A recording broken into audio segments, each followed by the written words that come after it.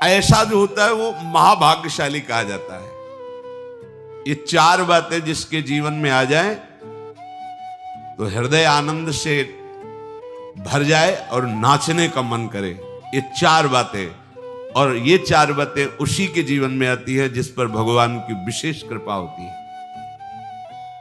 जो हो चार बात एक ठोर, जो हो चार बात एक ठोर, तो मन मीत मिले मोहन ते, वो बने रसिक सिरमौर।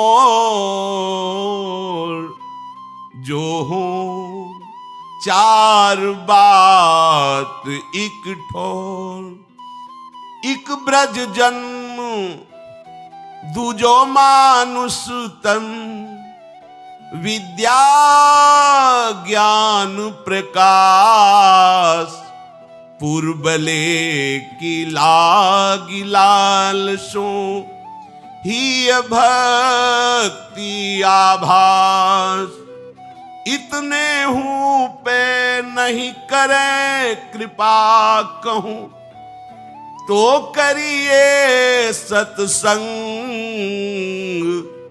दया विचार भक्ति जन पेरे, रहस रंगे रस रंग।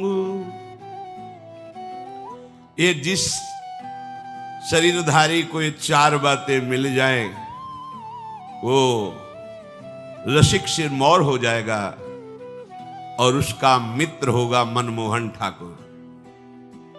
ललित त्रिभंगी श्याम सुंदर अखिल ब्रह्मांडों का नायक तुम्हारा दोस्त बन जाएगा अगर ये चार बातें तुम्हारे जीवन में है। पहला, ब्रज में जन्म, दुर्लभ बात। अब हम इस पंक्ति में कैसे खड़े हो? ब्रज में जन्म हमारे हाथ की बात है, फिर तो हमारा मनुष्य जन्म गया। इसका क्या उपाय है कि इस पहली पंक्ति पे हम खड़े हो जाएं? तो दीक्षा से नया जन्म माना जाता है।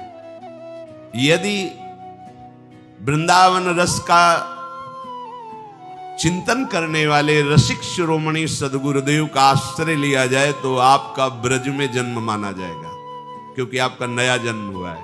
ये शास्त्र सम्मत बात है कि दीक्षा एक नया जन्म होता है।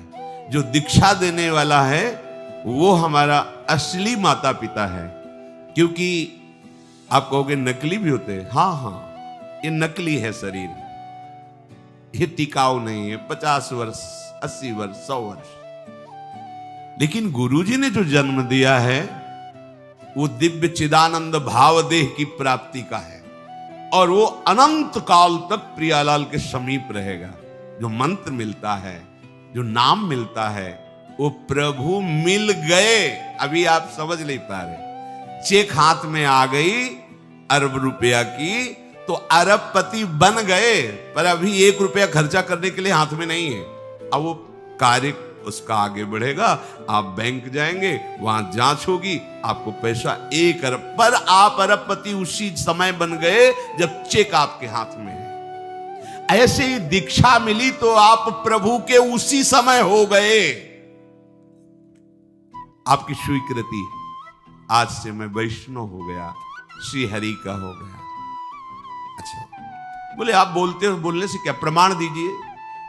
नागरीदास जी परम सिद्ध संत रस में, जो ये रस का सार भजन शिरोमणि स्वरूप है, नित्य विहार रस के सिद्ध रसिक कह रहे, श्री हरिवंश शरण जे आए, श्री वृषभानु कुंवरी नंद नंदन, निज कर अपनी चिट्ठी चढ़ाए।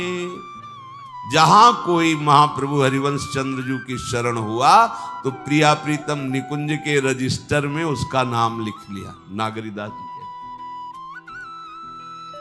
सही बात तो यह है कि उन्होंने हमें स्वीकार किया है, इसीलिए हमारी दीक्षा होती है। इसीलिए हमें सदगुरुदेव मिलते। हमारे भाग्य का विषय नहीं, प्रियालाल ने मुझे घसीटा है, प्रियालाल मुझे स्वीकार किए है। जिस दिन दीक्षा मिली उसी दिन चेक जैसे हाथ में मिली और अब पति बने, उसी दिन आप प्रभु के हो गए, उसी दिन भगवत प्राप्ति के अधिकारी हो गए। अब जैसे आगे का प्रोसेस शुरू होता है, बैंक जाना, जांच करवाना, फिर सही निकलने पर रुपया मिलना, ऐसे ही अब आपकी जांच बैठेगी कि आप कैसे शरणागत हो। अगर आप कमजोर निकलते हो तो आपको फिर सहयोग मिलेगा भागवती, ऐसे मित्र मिलेंगे, ऐसा सत्संग मिलेगा, ऐसा शास्त्र स्वाध्याय होगा कि आपकी शरणागति नाटक नाटक न रह के सत्य हो जाएगी। इस मार्ग में यही तो बड़ा लाभ है कि झूठा खेले साचा हो। अगर नाटक से भजन करोगे तो तुम्हें सत्य भजनानंदी बना देंगे प्रभु, ये बड़े कृपालु हैं। तो दीक्षा नया जन्म माना जाता है। तो हमने यदि वृंदावन ब्रज के रसिक शिरोमणियों का आश्रय लेकर उनसे दीक्षा ली तो हमारा नया जन्म हो गया। शरीर का जन्म और दीक्षा का जन्म, इनमें दीक्षा का जन्म विशेष महत्वपूर्ण माना जाता है। तो एक शरीर का जन्म हुआ ब्रज में और एक हुआ दीक्षा का जन्म। तो हम शरीर के जन्म में तो ब्रह्मा के विधान से चलते हैं, लेकिन दीक्षा के जन्म में साक्षात श्री हरि के विधान से चलते हैं। हरि ने मुझे जन्म दे दिया, अब हम पक्के ब्रजवासी हुए, क्योंकि हमारा जन्म हो गया। क्या? दीक्षा जन्म। इसे कोई नहीं काट सकता त्रिभुवन में, ये सिद्धांत है। अच्छा, ब्रज में सुअर, कुत्ता, कीट पतंग के रूप में जन्मे, अहोभाग्य, महापुरुषों ने मांगा है। पर कह रहे दूजो मानुष तन, और कई मनुष्य शरीर से, तो हम कथा कह सकते हैं, सुन सकते हैं, नाम कीर्तन कर सकते हैं, नृत्य कर सकते हैं, प्रभु के लिए चीख चीख कर पुकार सकते हैं, और हम प्रभु की सेवा कर सकते हैं। लेकिन हम पशु पक्षी बने तो हम श्री जी की सेवा नहीं कर पाएंगे, हम प्रभु का यश नहीं गा पाएंगे, हमारी भाषा पशुवत रहेगी। वो दिव्य निकुंज की बात लगी। देखो ना, यहाँ पशु पक्षी सब सौभाग्यशाली, तब कैसा जीवन। अगर मनुष्य जन्म है, देखो आप बैठे सत्संग सुन रहे, आप नाम कीर्तन, आप पद में नृत्य करेंगे, आनंदित होंगे। मनुष्य जन्म और ब्रज में जन्म, मनुष्य जन्म, ब्रज में जन्म। जन्म का मतलब आप निराश नहीं होंगे, ये सिद्धांत मान लीजिए। दीक्षा एक नया जन्म, तो हम भी ब्रजवासी। हरिराम व्यास जी कह रहे ना, हे हरि हम कब हुई हैं ब्रजवासी। तो हरिवंश महाप्रभु की शिष्यता स्वीकार की, अखंड वृंदावन वास आजीवन हरिराम व्यास जी ने किया। क्योंकि मनुष्य शरीर में विद्या और ज्ञान का प्रकाश होता है, अन्य जीवों के शरीरों में नहीं।